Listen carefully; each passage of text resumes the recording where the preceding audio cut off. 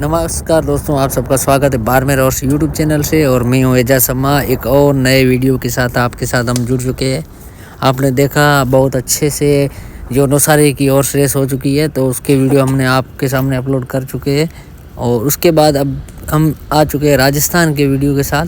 तो जिस तरह स्क्रीन पर जो शो हो रहा है, ये घोड़ा मुन्ना घोड़ा करके है, 30 महीने का ये बच्चा है और 35, 34, 35 की इसकी स्पीड है। घुड़सवार बशीर भाई है, राजड़ जालोर से बिलोंग करते हैं। और ये घोड़े का मालिक का नाम भाई खान है, जो इको पोखरल से बिलोंग करते हैं। और ये घोड़े की जैसलमेर रेस की तैयारी चल रही है।